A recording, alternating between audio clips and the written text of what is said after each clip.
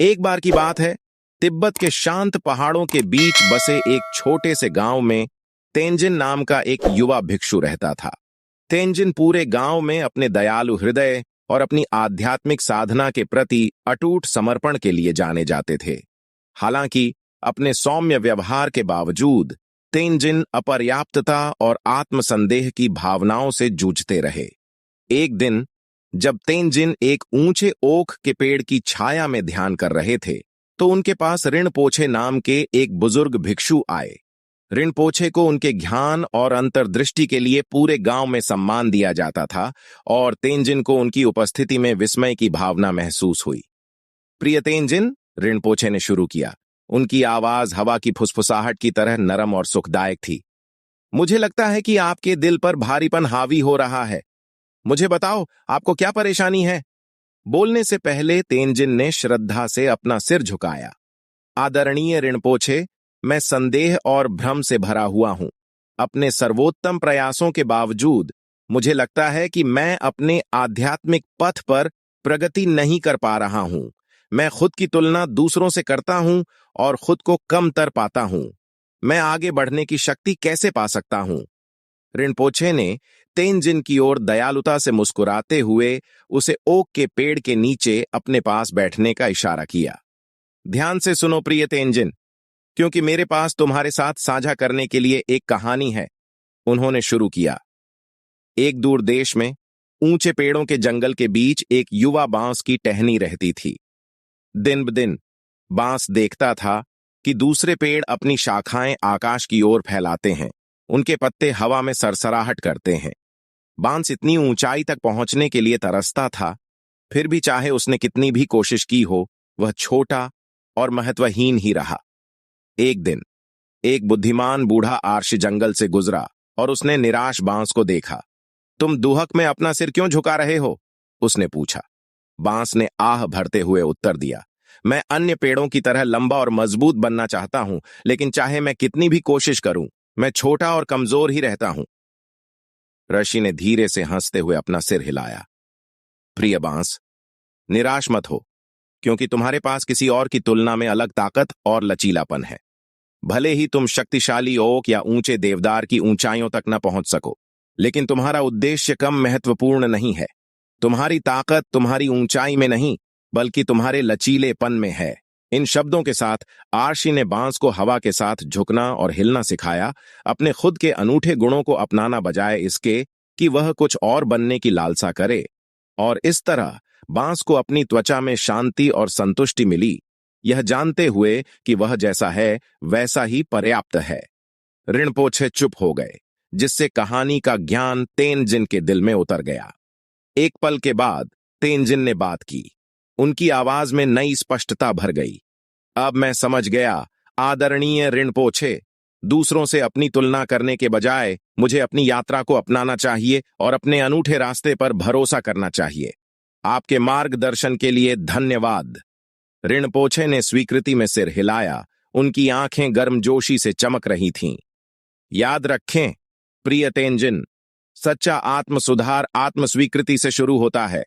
अपने प्रति करुणा और दया का भाव विकसित करें और आप पाएंगे कि आत्मज्ञान का मार्ग स्पष्ट हो गया है। ज्ञान के इन शब्दों को अपने कानों में गूंजते हुए तेंजिन ने अपने ध्यान में लौटने से पहले रिनपोछे को गहराई से प्रणाम किया। उसका हृदय प्रकाशमय हो गया और उसकी आत्मा नवीनीकृत हो गई। और उस दिन से वह आत्मविश्वास और शालीनता के साथ अपने मार्ग पर चलता रहा, यह जानते हुए कि सभी में सबसे बड़ी यात्रा भीतर की यात्रा है। एक बार की बात है, हिमालय की धुंध से ढकी चोटियों के बीच बसे एक सुदूर मठ में तेंजिन नाम का एक युवा भिक्षु रहता था। छोटी सी उम्र से ही तेंजिन बौद्ध शिक्षाओं की शांति और ज्ञान की ओर आकर्षित हो गया था। उसने खुद को पूरे दिल से मठ की प्रथाओं के लिए समर्पित कर दिया। ध्यान और अध्ययन में अनगिनत घंटे बिताए। अपनी मेहनत के बावजूद तेंजिन अक्सर खुद को संदेह और अपर्याप्तता की भावनाओं से ग्रस्त पाता था। वह अपने साथी भिक्षुओं को ईर्ष्या से देखता था, क्योंकि वे बिना किसी प्रयास के जटिल अनुष्ठान करते थे और गहन आध्यात्मिक अंतर्दृष्टि का प्रदर्शन करते थे। तेंजिन चाहे जितना भी प्रयास कर लें, वह इस विश्वास को नहीं छोड़ पाया कि वह किसी तरह से हीन है, वह उस ज्ञान के योग्य नहीं है जिसे वह इतनी बेसब्री से खोज रहा था। एक दिन जब तेंजिन मठ के बगीचे में अकेला बैठा था, उसके परेशान विचार हवा में पतझड़ के पत्तों की तरह घूम रहे थे, तो उसके पास लामा दोरजे नाम का एक बुजुर्ग भिक्षु आया। लामा दोरजे अपने ज्ञान और करुणा के लिए पूरे मठ में प्रसिद्ध थे और तेंजिन को उनकी उपस्थिति में श्रद्धा की भावना महसूस हुई। आह युवा तेंजिन, लामा दोरजे ने एक सौम्य मुस्कान के साथ कहा, ऐसा लगता है कि दुनिया का भार तुम्हारे कंधों पर है। बताओ, तुम्हें क्या परेशानी है?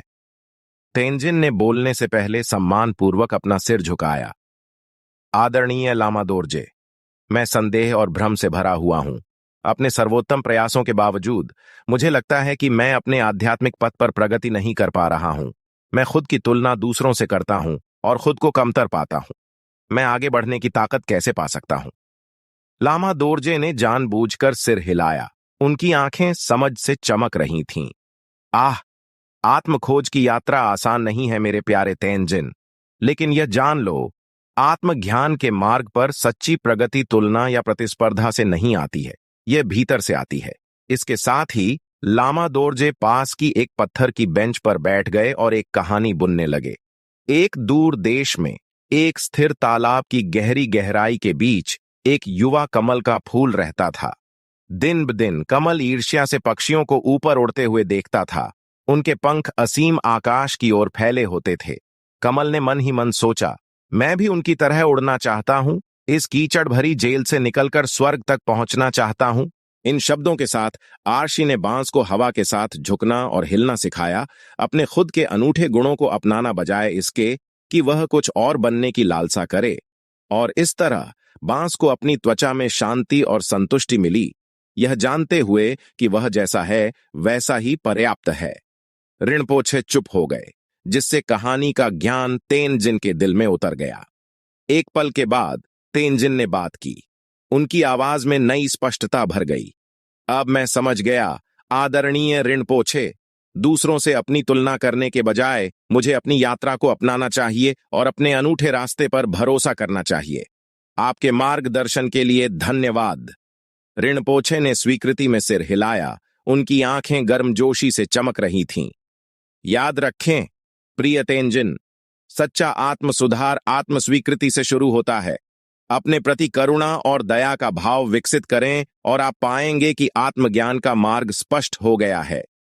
ज्ञान के इन शब्दों को अपने कानों में गूंजते हुए तेंजिन ने अपने ध्यान में लौटने से पहले रिनपोछे को गहराई से प्रणाम किया। उसका हृदय प्रकाशमय हो गया और उसकी आत्मा नवीनीकृत हो गई। और उस दिन से वह आत्मविश्वास और शालीनता के साथ अपने मार्ग पर चलता रहा, यह जानते हुए कि सभी में सबसे बड़ी यात्रा भीतर की यात्रा है। मठ के भीतर आत्मखोज की अपनी यात्रा जारी रखते हुए तेंजिन ने रास्ते में कई परीक्षणों और क्लेशों का सामना किया। हालांकि प्रत्येक चुनौती के साथ उन्होंने लामा दोरजे की शिक्षाओं की बुद्धिमत्ता को याद किया और इस ज्ञान में सांत्वना पाई कि सच्चा विकास भीतर से आता है। एक दिन जब तेंजिन मठ के बगीचे में ध्यान कर रहे थे तो उनके पास युवा नौसिखियों का एक समूह आया जो हाल ही में मठ में शामिल हुए थे। उनके चेहरे दृढ़ संकल्प से भरे हुए थे, फिर भी अनिश्चितता से रंगे हुए थे, वही संघर्षों को दर्शाते हुए जिनका सामना तेंजिन ने कुछ समय पहले किया था। भाई तेंजिन, नौसिखियों में से एक ने डरते हुए कहा, हमने आपके समर्पण और बुद्धिमत्ता के बारे में सुना है और हम आपका मार्गदर्शन चाहते हैं।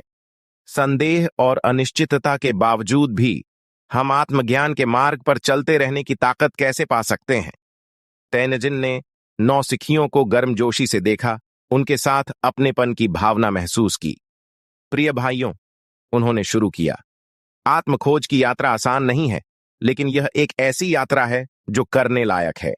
याद रखें कि सच्ची प्रगति पूर्णता की तलाश करने से नहीं, बल्कि खुले दिल से अपूर्णता को अपनाने से आती है। इसके साथ ही तेंजिन ने नौसिखियों के साथ लामा दोरजे से प्राप्त शिक्षाओं को साझा किया, जिसमें आत्म स्वीकृति और आत्मज्ञान के मार्ग पर लचीलेपन के महत्व को दर्शाने के लिए बांस और कमल की कहानियों को एक साथ बुना गया। जैसा कि आप अपनी यात्रा पर आगे बढ़ते हैं, तेंजिन ने निष्कर्ष निकाला, याद रखें कि आप अकेले नहीं हैं। हम सभी इस रास्ते पर एक साथ चल रहे हैं। प्रत्येक के अपने संघर्ष और जीत हैं। समर्थन के लिए एक दूसरे पर निर्भर रहें और साथ मिलकर हम अपने रास्ते में आने वाली किसी भी बाधा को दूर करेंगे। नौसिखियों ने तेंजिन को गहराई से नमन किया। उनके दिल उनके मार्गदर्शन के लिए कृतज्ञता से भर गए, और जब वे अपने स्वयं के अभ्यासों में वापस लौटे तो उन्होंने अपने साथ सुनी गई कहानियों का कालातीत ज्ञान भी साथ लिया, यह जानते हुए कि सच्चा आत्म सुधार आत्मसम्मान और स्वयं तथा दूसरों के प्रति करुणा की गहरी भावना से शुरू होता है। और इसलिए मठ के पवित्र हॉल के भीतर लामा दोरजे की शिक्षाएं और बांस और कमल की कहानियां जीवित रहीं, भिक्षुओं की पीढ़ियों को आत्मज्ञान के मार्ग पर आंतरिक शक्ति और लचीलापन विकसित करने के लिए प्रेरित किया। और जब वे साहस और विनम्रता के साथ अपने मार्ग पर चले तो उन्होंने पाया कि सच्ची पूर्णता पहाड़ की चोटी पर पहुंचने से नहीं, बल्कि जीवन के अनंत ज्ञान की एक पवित्र और सुंदर अभिव्यक्ति के रूप में अपने सभी मोड़ और मोड़ के साथ यात्रा को अपनाने से आती है। जैसे जैसे तेंजिन मठ के भीतर अपनी यात्रा जारी रखता गया, उसे कई गहन अनुभवों का सामना करना पड़ा, जिसने उसके संकल्प की परीक्षा ली और उसे प्राप्त शिक्षाओं की समझ को और गहरा किया। ऐसा ही एक अनुभव गहन ध्यान साधना के दौरान हुआ। तेंजिन ने अपने मन की बेचैनी को शांत करने और आंतरिक शांति की गहरी भावना प्राप्त करने के लिए मौन चिंतन में लंबे समय तक बैठने के लिए खुद को प्रतिबद्ध किया था। जैसे जैसे दिन बीतते गए और तेंजिन अपने अभ्यास में गहराई से उतरता गया, उसने खुद को अपनी असुरक्षाओं और भय की प्रतिध्वनियों से सामना करते हुए पाया। पिछली असफलताओं और कथित कमियों की यादें फिर से उभर आईं, जो उसे संदेह और आत्म आलोचना से अभिभूत करने की धमकी दे रही थीं। अंधेरे के उन क्षणों में तेंजिन ने मार्गदर्शन के लिए लामा दोरजे की शिक्षाओं और बांस और कमल की कहानियों की ओर रुख किया। उन्होंने खुद को याद दिलाया कि आत्मज्ञान के मार्ग पर सच्ची प्रगति के लिए न केवल अनुशासन और समर्पण की आवश्यकता होती है, बल्कि करुणा और आत्मस्वीकृति की भी आवश्यकता होती है। प्रत्येक सांस के साथ तेंजिन ने अपने आंतरिक परिदृश्य के प्रति कोमल जिज्ञासा की भावना विकसित की। अपने विचारों और भावनाओं के पूरे स्पेक्ट्रम को खुले दिल से अपनाया। अपने अनुभव का विरोध करने या उसका न्याय करने के बजाय उसने खुद को जो कुछ भी हुआ उसके साथ पूरी तरह से मौजूद रहने दिया, इस बात पर भरोसा करते हुए कि प्रत्येक क्षण में गहन अंतर्दृष्टि और परिवर्तन की क्षमता है। जैसे जैसे रिट्रीट समाप्त होने लगा, तेंजिन स्पष्टता और उद्देश्य की नई भावना के साथ उभरे।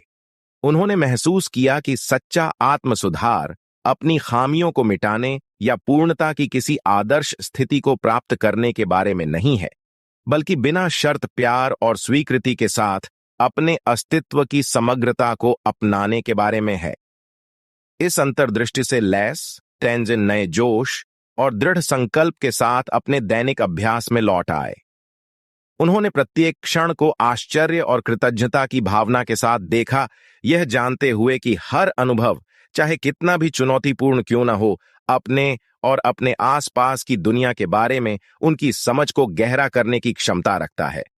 और जैसे जैसे उन्होंने अपनी यात्रा जारी रखी, तेंजिन अपने साथी भिक्षुओं के लिए प्रेरणा का एक प्रकाश स्तंभ बन गए, उन्हें ज्ञान और करुणा के साथ मार्गदर्शन करते हुए जब वे अपने आध्यात्मिक पथ के मोड़ और मोड़ पर आगे बढ़े।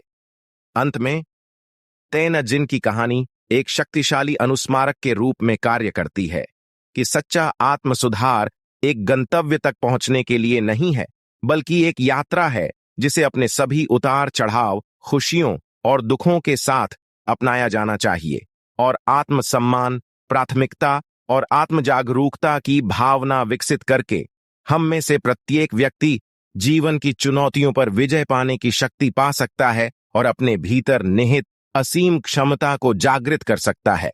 जैसे जैसे तेंजिन मठ के भीतर अपनी यात्रा जारी रखता गया, उसकी मुलाकात कल्डेन नामक एक साथी भिक्षु से हुई, जो अपने मूल्य और उद्देश्य की भावना से गहराई से जूझ रहा था। कल्डेन मठ में शामिल होने के बाद से ही अयोग्यता की भावनाओं से ग्रस्त था। वह खुद को अपने अधिक अनुभवी साथियों से कमतर मानता था। तेंजिन ने कल्डेन की आंखों में अपने पिछले संघर्षों का प्रतिबिंब देखा और उसे मार्गदर्शन और सहायता देने के लिए बाध्य महसूस किया। वह करुणा और दयालुता के साथ कल्डेन के पास गया, उसके साथ आत्मखोज की अपनी यात्रा से प्राप्त ज्ञान को साझा किया। प्रिय भाई कल्डेन, तेंजिन ने शुरू किया, मैं संदेह और असुरक्षा के भार को देख सकता हूं जो आपके दिल पर बोझ है। लेकिन यह जान लें, आप अपने संघर्षों में अकेले नहीं हैं। हम सभी एक साथ इस रास्ते पर चल रहे हैं। प्रत्येक को अपनी चुनौतियों और बाधाओं को दूर करना है। कल्डेन ने तेंजिन की बात ध्यान से सुनी। उसकी आंखें शांति और उद्देश्य की भावना की लालसा से भरी थीं, जो उसे इतने लंबे समय से नहीं मिली थी।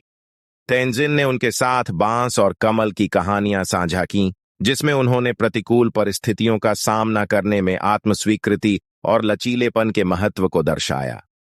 तेंजिन ने आगे कहा, बांस और कमल की तरह हम में से प्रत्येक के पास अद्वितीय शक्तियां और गुण हैं जो हमें वह बनाते हैं जो हम हैं।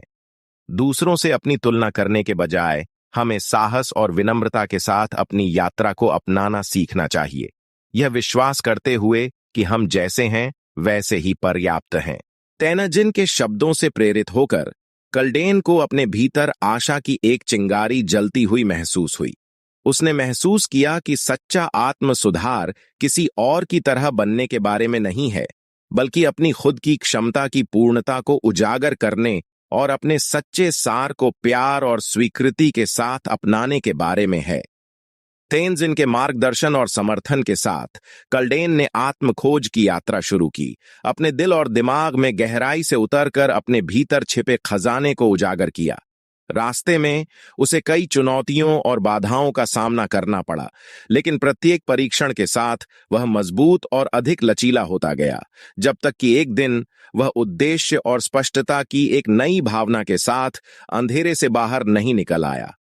साथ में तेंजिन और कल्डेन ने ज्ञान के मार्ग पर चलना जारी रखा, हर कदम पर एक दूसरे का समर्थन किया, और जैसे जैसे वे आगे बढ़े, वे उस शाश्वत ज्ञान के जीवंत अवतार बन गए कि सच्चा आत्म सुधार आत्मसम्मान, प्राथमिकता और आत्म जागरूकता से शुरू होता है, जो दूसरों के लिए उनके नक्शे कदम पर चलने का मार्ग रोशन करता है।